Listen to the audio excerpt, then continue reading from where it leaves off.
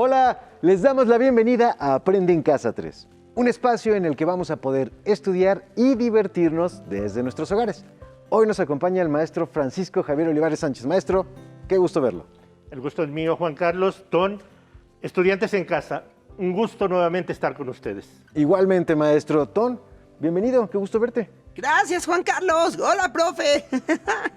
Pues vamos a tener el gusto de estar con ustedes en esta clase de lengua materna español de quinto grado. Así que, si estamos listos, pues comenzamos, maestro. Pues comenzamos. Las clases anteriores hicimos un repaso de las principales características de algunos subgéneros narrativos y de los guiones teatrales. La finalidad fue contar con elementos que podamos utilizar para escribir una obra de teatro con personajes de textos narrativos. Uy, profe, ya estoy muy ansioso de escribir mi adaptación de un texto narrativo. Disfruté muchísimo apoyar la lectura dramatizada de la adaptación de un cuento en una sesión de sexto grado. Ya quiero escribir la mía. De hecho, Tony y yo comenzamos a explorar libros de cuentos, leyendas y fábulas para escribir nuestra obra. Pero, pues, profesor, ¿qué pasos debemos seguir? Muy bien, muy bien. Pues vamos a ver los pasos que tendríamos que seguir. En primer lugar, vamos a seleccionar el texto o los textos que vamos a tomar como base. Después, vamos a leer con atención y analizar las narraciones que elijan para definir qué elementos tomaremos de ellas y cómo los vamos a transformar en una obra de teatro para ser representada. Más adelante, vamos a planear y realizar la escritura de nuestro guión teatral para finalmente llevar a cabo su lectura dramatizada. Juan Carlos, me decían que han avanzado en la búsqueda de textos. ¿Qué narraciones les han interesado? Pues buscamos en un libro de fábulas y leímos algunas, pero pues nos parecieron un poquito cortitas. Luego buscamos en un libro de leyendas, pero pues apenas alcanzamos a leer una porque era muy larga. Muy bien. Miren, yo les recomiendo que no se preocupen sobre la extensión del texto o de los textos originales. Pueden seleccionar los elementos de las historias que más les atraigan o pueden enriquecer la trama con su imaginación y con un elemento de otras narraciones. Profe, pero ¿cómo le hacemos para saber que nuestra adaptación está bien hecha y que no estamos inventando una nueva obra? Pues miren, les voy a mostrar, y vamos a ver los estudiantes en casa, los criterios para escribir nuestra obra de teatro. ¿De acuerdo? Vamos a verlo. El primero es que la obra esté inspirada en los personajes de uno o varios textos narrativos. El siguiente, que su guión presente una historia que les interese y les guste. Uno más, que la historia sea coherente, con inicio, desarrollo y final. Y uno más es que podamos realizar la lectura dramatizada durante nuestra sesión de Aprende en Casa 3. ¿De acuerdo? Muy bien. Uy, sí, profe, pero tengo una duda. Juan Carlos y yo encontramos unos cuentos de los hermanos Grimm y de Charles Perrault que me gustaron mucho y se parecen un poquito. Pero, ¿debo elegir uno de ellos para adaptarlo? ¿O puedo imaginar una obra de teatro tomando cositas de uno, de otro y de otro y de otro? Sí, los cuentos son Las hadas de Charles Perrault y La casa del bosque y La señora Hall de los hermanos Grimm. Y bueno, la verdad es que se parecen bastante y pues platicamos Tony y yo que podríamos imaginar una historia que conservara sus elementos esenciales, pero pues con nuevos personajes y situaciones que le den una vueltecita a la historia original. ¿Cómo ve, maestro? Me parece muy bien planteada su idea y, por supuesto, la podemos llevar adelante especialmente porque los límites de la adaptación de una narración a obra de teatro son amplios y sobre todo porque la práctica social del lenguaje que estamos trabajando se llama escribir una obra de teatro con personajes de textos narrativos, lo cual implica una mayor flexibilidad para jugar con la selección y las características de los personajes y sobre todo para imaginar la trama. ¡Wow! ¡Wow! ¡Qué alegría! ¡Ay, porque esos cuentos han atrapado mi imaginación! ¡Ay, no le digan a mi mamá, pero me hacen pensar en algunas de mis tías! Bueno, Tom, pues entonces comencemos, ¿no? Muy bien. Les propongo que hoy y en las siguientes 2 sesiones leamos detenidamente los cuentos que eligieron para analizar los personajes y la trama. Esto será el punto de partida para crear su obra de teatro. Hoy nos centraremos en los personajes de uno de los cuentos, a partir de las descripciones que se hacen de ellos, de lo que dicen y de su participación en la trama. ¿Les parece? Sí, claro que sí, profesor. ¿Por cuál comenzamos? Bueno, pues comenzamos por el cuento Las hadas de Charles Perrault, porque es el más sencillo. Sí, y además ya lo traemos preparado. Ok. ¿También? Muy bien, muy bien. Solo quiero pedir a los niños y niñas que nos acompañan desde casa que presten atención al cuento y tengan listo su cuaderno y su pluma para realizar con nosotros el análisis. Después, ustedes podrán llevar a cabo este tipo de lectura en las narraciones que hayan elegido. Juan Carlos, Ton, entonces, ¿nos comparten el cuento, por favor? Claro que sí, profesor. Las hadas, muy bien. Entonces, érase una vez una viuda que tenía 2 hijas. La mayor se le parecía en el carácter y en el rostro, que al verla ella era ver a la madre. Eran las 2 tan desagradables y tan orgullosas que no se podía vivir con ellas. La menor era el vivo retrato de su padre por la dulzura y la cortesía. Era además una de las más bellas jóvenes que se pudo ver jamás. Como solemos amar naturalmente a los que se parecen a nosotros, la madre estaba loca por su hija mayor y sentía al mismo tiempo una horrible aberración hacia la menor. La hacía comer en la cocina y trabajar sin cesar. Entre otras cosas, la pobre niña tenía que ir 2 veces al día a sacar agua a más de media legua de su casa y traer un gran canto lleno. Un día, estando en la fuente, se le acercó una pobre mujer que le rogó le diera de beber. «¿Cómo no, buena mujer?», dijo la hermosa joven. Y enjuagando enseguida el canto, sacó agua del lugar más claro de la fuente y se la ofreció, sin dejar de sostener el canto para que pudiera beber más a gusto.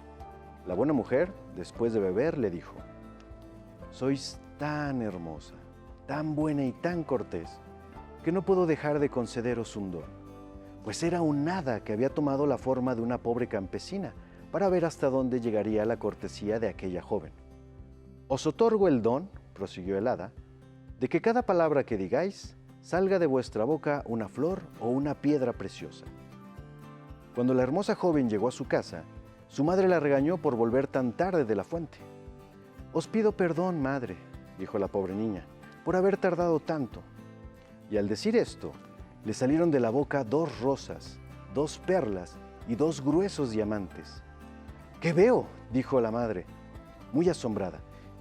«Si parece que le salen de la boca perlas y diamantes. ¿Cómo es eso, hija mía?». Era la primera vez que la llamaba hija. La pobre niña le contó sencillamente todo lo que había pasado, sin dejar de echar una infinidad de diamantes. «Pues tengo que mandar a mi hija allá», dijo la madre. «Fijaos, Paquita, mirad lo que sale de la boca de vuestra hermana cuando habla. ¿No os gustaría tener el mismo don? No tenéis más que ir a sacar agua de la fuente y cuando una pobre mujer os pida agua, dársela amablemente». «Lo que faltaba, ir yo a la fuente», respondió la malcriada. «Pues yo quiero que vayáis», repuso la madre, «y ahora mismo». Se fue, pero sin dejar de refunfuñar. Cogió el frasco de plata más bonito que había en la casa. En cuanto llegó a la fuente, vio salir del bosque una dama magníficamente vestida que vino a pedirle de beber. Era la misma hada que se le había parecido a su hermana, pero había tomado el aspecto y los vestidos de una princesa para ver hasta dónde llegaría la descortesía de aquella joven. «¿Creéis que he venido aquí?», respondió aquella orgullosa malcriada, «¿para daros de beber? Como que he traído un frasco de plata para dar de beber a la señora. Me parece que tendréis que beber a morro si queréis». «No sois tan cortés que digamos», repuso el hada sin enfadarse. «Bueno, pues ya que sois tan poco complaciente, os otorgo el don de que cada palabra que digáis os salga de la boca una serpiente o un sapo». En cuanto vio la madre a su hija, le gritó: «¿Qué hay, hija mía?». ¿Qué hay, madre mía?, respondió la malcriada echando 2 víboras y 2 sapos. ¡Cielos!, exclamó la madre. ¿Qué veo? Su hermana es la causante de todo, me las pagará. Y enseguida corrió a pegarle. La pobre niña huyó y fue a ponerse a salvo en el bosque cercano. El hijo del rey, que volvía de casa, se encontró con ella y viéndola tan hermosa le preguntó qué hacía ahí sola y por qué lloraba. «Ay, señor, es que mi madre me ha echado de la casa». El hijo del rey, que vio salir de su boca 5 o 6 perlas y otros tantos diamantes, le rogó que le dijera de dónde venía aquello. Ella le contó toda su aventura. El hijo del rey se enamoró de ella y considerando que tal don valía más que todo lo que pudiera aportar otra al matrimonio, la llevó al palacio del rey, su padre, donde se casó con ella. En cuanto a su hermana, se hizo tan aborrecible que hasta su propia madre la echó de su casa, y la infeliz, después de correr mucho sin encontrar a nadie que quisiera recibirla, se fue a morir en un rincón del bosque. Charles Perrault, Cuentos de Perrault, Madrid, Anaya 2010, páginas de la 177 a la 184. Muy bien, muchas gracias, Juan Carlos. Debo confesar que este cuento también es uno de mis favoritos. Además, cumple con las características típicas de los llamados cuentos de hadas. Uy, sí, ¿cómo no? Si el cuento se titula Las hadas. Bueno, aparte de eso, Ton, afortunadamente traigo algunas preguntas y materiales electrónicos de apoyo para que hagamos el análisis de personajes de este cuento. Comencemos con una pregunta. ¿Quién es el protagonista o el personaje principal del cuento? Y que me digan por qué. Yo, profe, yo sé. Muy bien, Ton. ¿Qué piensas? Yo pienso que es el hada. Su nombre da título al cuento, por eso es el personaje más importante. Perdón, Ton, pero creo que pues, la historia está centrada en la hija menor, ¿no? En el camino que sigue desde ser maltratada y poco querida en su casa hasta llegar a ser una princesa con una fuente inagotable de riquezas. Tienes toda la razón, Juan Carlos. El hada es la ayudante del personaje principal, quien le otorga los medios para transformar su situación y castiga a quienes le hacen daño. Es importante, pero no es precisamente la protagonista. Este papel recae en la hija menor. La narración se centra en ella y busca que nos provoque simpatía. Profe, pero yo tengo una duda. Si dicen que la hija menor es la protagonista porque cambia su situación, entonces la hermana mayor también se transforma. Pasa de ser la preferida de su mamá a ser despreciada por todos y a morir solita en el bosque. Además, es muy chistoso cómo responde. Así. ¡Ah, lo que faltaba! Ir yo a la fuente. ¡Oh, como que he traído un frasco de plata para dar de beber a la señora! Es interesante la idea de Ton porque incluso el personaje de la hija mayor tiene más diálogo que la hija menor. Y bueno, para los que trabajamos como actores, eso cuenta para saber el tipo de papel que tendremos principal o secundario, aunque a veces el antagonista también se considera entre los personajes principales. Así es, Juan Carlos. Está señalando algo muy importante. El papel de cada personaje en la historia puede estar condicionado por la perspectiva con la que se cuenta, en quién se centra la atención o sobre quién se busca despertar la simpatía del lector. También por la forma en que nos acostumbramos a interpretar las historias, según sus características. Sí, en los cuentos de hadas nos enseñaron que la Cenicienta, que Blancanieves o la Bella Durmiente son las protagonistas solo porque son princesas o llegan a serlo. Pero ya vimos y ya vivimos en una gran democracia. ¡Abajo los títulos nobiliarios! ¡Libertad! ¡Igualdad! ¡Fraternidad! ¡Sí! ¡Libertad! Está bien, qué bueno, digo, aprovechamos el comentario. Qué bien que recuerdes el lema de la Revolución Francesa. ¿Se acuerdan que este movimiento dio inicio a la caída de las monarquías en Europa? Pero vamos a tratar de centrarnos, por favor. Claro que sí, profesor. Bueno, entonces, entiendo que las características frecuentes en los cuentos tradicionales sería que, bueno, la madrastra y la hija mayor son las malas. Y cumplen el papel de antagonista u oponente del personaje principal.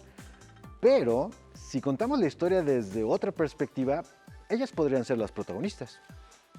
Muy bien, Juan Carlos. Ton, tú también, ¿eh? Están descubriendo un espacio de libertad donde se abren posibilidades para crear su obra de teatro. Pero sigamos con con el análisis de los personajes. ¿Les parece? Muy bien. Sí, vamos a seguir. ¡Ay, estos descubrimientos me emocionan muchísimo! Va, hasta ahora identificamos algunos papeles que cumplen los personajes como la protagonista, sus oponentes y su ayudante. ¿Alguno cumple la función del ser amado de la protagonista? Este es un papel recurrente en los cuentos tradicionales y en muchos otros tipos de narraciones. Sí, yo sé. A ver, Ton, dinos. Es el príncipe. Y aunque él también se enamora de la muchacha, y qué bien se fija lo que sale de su boca. Así es, nada tonto el príncipe, ¿verdad? Bueno, para seguir analizando las características de los personajes, nos conviene hacernos al menos 3 preguntas. ¿Qué se dice de ellos? ¿Qué hacen? ¿Y cuál es su situación social y afectiva? Veamos algunos ejemplos de este cuento. ¿Qué piensan Juan Carlos y Ton? Bueno, pues de la hija mayor y de la madrastra se dice al inicio del cuento que son desagradables y orgullosas. Sí, y también al inicio del texto y en otras partes se menciona que la hija menor es hermosa y es buena y cortés. Muy bien, muy bien. Ahora, ¿de quién es esta descripción? Puede tener el aspecto de una pobre mujer o el de una princesa vestida magníficamente. Puede ser la hija menor, que primero es pobre y luego se convierte en princesa. Tiene razón, Ton, pero algunas de estas frases se usan para describir al hada cuando se aparece a cada una de las hermanas, ¿no? Primero como una mujer un pobre y luego como una dama vestida magníficamente. Muy bien, Juan. Ahora veamos lo que hacen los personajes y cómo incide esto en sus características. Por ejemplo, el príncipe estaba de cacería en el bosque. ¿Esto qué nos dice de él? Pues como es príncipe, tiene dinero, posesiones y criados. Entonces, no caza por necesidad, sino por diversión, ¿no? Esto implica que le gusta la acción y la aventura, lo que debe ser pues alguien fuerte y valiente, ¿no? Sí. Uy, pero ¿qué culpa tienen los animalitos del bosque? Solamente porque el príncipe quiera divertirse o presumir de ser fuerte y valiente. Tienes toda la razón, Ton. Ahora, nos parece cuestionable que alguien cace animales por diversión, si no tiene la necesidad de alimentarse de ellos o de cubrir otras necesidades. Utilizando su piel, por ejemplo. Pero eso refleja los valores y las costumbres de la época en que se creó la narración. Oiga, profe, ¿y a qué se refiere con la situación social y afectiva de los personajes? ¿Eso duele? No, Ton, me refiero a que un personaje se caracteriza no solo por su forma de ser individual, sino por el lugar que ocupa frente a los otros. Por ejemplo, la madrastra es la que manda en su casa, ama a su hija mayor y odia a la menor. Ah, y la hija menor debe trabajar duramente por su relación con la madrastra. Y las 2 hijas la deben de obedecer. Así es, precisamente así es. Yo también aprendí que los personajes tienen motivaciones, sentimientos o ideas que podemos deducir a partir de la forma en que se comportan. Tienes razón, Juan Carlos. Al profundizar en las acciones de los personajes, podemos descubrir sus motivaciones y forma de ser. Releamos el pasaje que aparece en su pantalla y analicemos un poco más a profundidad la forma de ser y las motivaciones de la hija mayor. ¿Lo lees, por favor, Juan Carlos? Claro que sí, maestro, con mucho gusto. Dice: pues tengo que mandar a mi hija allá, dijo la madre. Fijaos, Paquita, mirad lo que sale de la boca de vuestra hermana cuando habla. ¿No os gustaría tener el mismo don? No tenéis más que ir a sacar agua de la fuente, y cuando una pobre mujer os pida agua, dársela amablemente. Lo que faltaba, ir yo a la fuente, respondió la malcriada. Pues yo quiero que vayáis, repuso la madre. Y ahora mismo. Se fue, pero sin dejar de refunfuñar. Cogió el frasco de plata más bonito que había en la casa. En cuanto llegó a la fuente, vio salir del bosque a una dama magníficamente vestida que vino a pedirle de beber. Era la misma hada que se había parecido a su hermana, pero había tomado el aspecto y los vestidos de una princesa para ver hasta dónde llegaría la descortesía de aquella joven. ¿Creéis que he venido aquí?, le respondió aquella orgullosa malcriada, ¿para daros de beber? Como que he traído un frasco de plata para dar de beber a la señora. Me parece que tendréis que beber a morro si queréis. No sois tan cortés que digamos, repuso el hada sin enfadarse. Bueno, ya que sois tan poco complaciente, os otorgaré el don de que a cada palabra que digáis os salga de la boca una serpiente o un sapo. Gracias, Juan Carlos. Ahora yo les voy a hacer algunas preguntas sobre lo que podemos inferir de la forma de ser de la hija malcriada. A ver, ¿por qué no le gusta trabajar? Porque es floja. Bueno, si pensamos en los valores de la época, puede ser porque pues, pensar en un trabajo físico para ellos era lo que ocupaban, unas personas de una posición inferior, ¿no? Ah, muy bien. Ahora, si no le gusta trabajar, entonces, ¿por qué acepta ir a la fuente? Ya sé. Porque si no, la regaña su mamá. Más bien porque se da cuenta de que puede obtener un beneficio. Por eso toma el frasco de plata que pues, quiere quedar muy bien con el hada, ¿no? Ah, ¿y por qué se molesta cuando la dama ricamente ataviada le pide agua? Porque ella está esperando a que llegue la pobre mujer y no una princesa. Uh-huh. Esto nos sugiere que a la chica malcriada solamente le interesa cumplir su objetivo, dar agua a la pobre mujer para recibir un premio, pero pues no toma en cuenta los sentimientos o las necesidades de las personas que están a su alrededor. ¡Wow! Entonces el hada no solo la castiga por grosera, sino también por ser egoísta. Así es, vamos a verlo. Vamos a ver el texto precisamente para seguirlo. Esto contrasta con la forma en que la hija menor le da el agua a la pobre mujer. Le ayuda a sostener el cántaro para que pueda beber más a gusto. Entonces la hija menor trabaja duro no solo porque sea obediente y sumisa, sino porque toma en cuenta las necesidades y sentimientos de los demás. Y eso es lo que está en el fondo de su corazón. Creo que alguien está cambiando de preferencia sobre su personaje favorito. Creo que Tom se quedó pensativo, pero niños y niñas en casa, ¿este análisis les ayudó a descubrir las características y motivaciones de los personajes de este cuento? ¿Qué paso seguimos, Juan Carlos? A ver.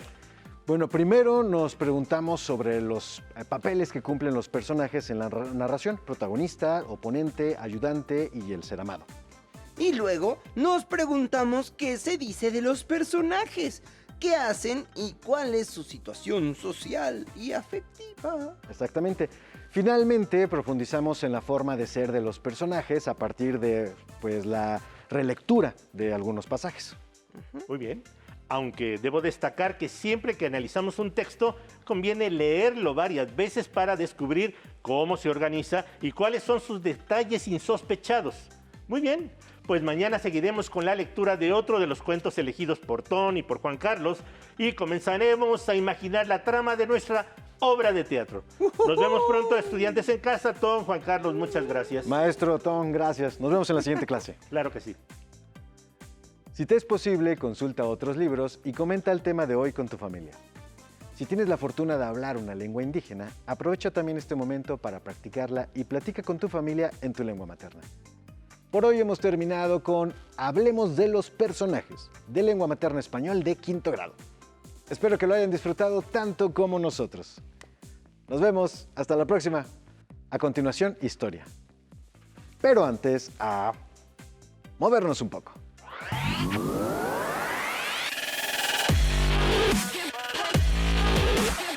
Recuerda, entre clase y clase, activa tu cuerpo. Vamos a trabajar un ejercicio de coordinación que se llama caperuza. Vamos a levantar nuestra pierna derecha y la mano derecha igual.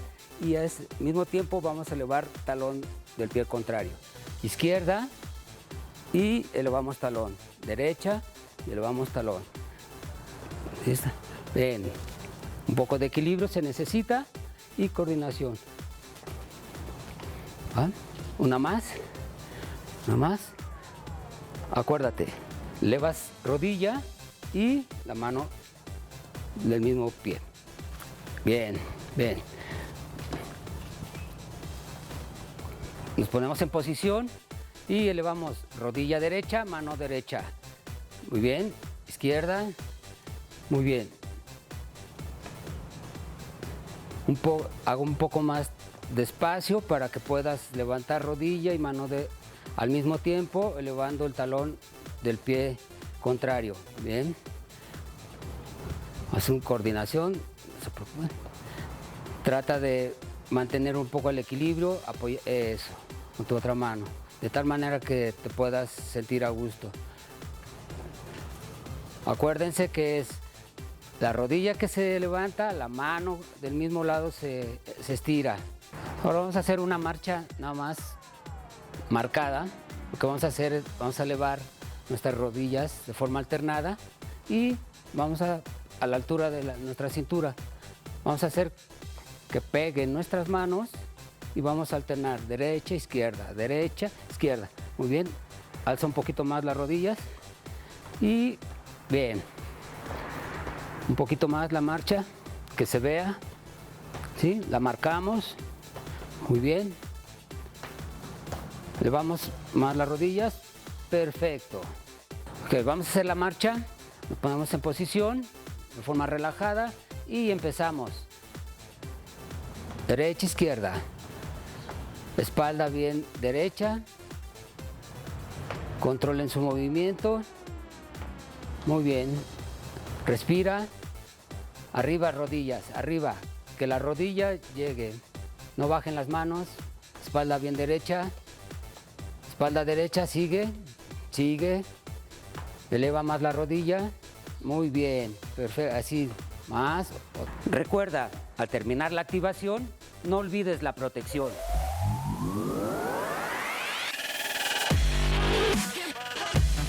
Si no tienes el libro de texto o necesitas ayuda para responder las preguntas, contáctanos.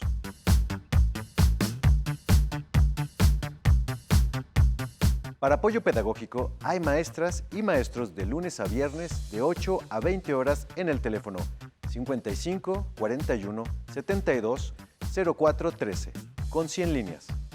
También puedes encontrar los libros de texto en la página conalitech.sep.gov.mx. Si quieres volver a ver los programas de Aprende en Casa, los puedes encontrar en la siguiente liga: aprendeencasa.sep.gov.mx. ¡Nos vemos! ¡Adiós! ¡Atención! ¡Atención! A continuación, información importante. A este número puedes llamar cuando tú o alguien cerca de ti tenga una emergencia.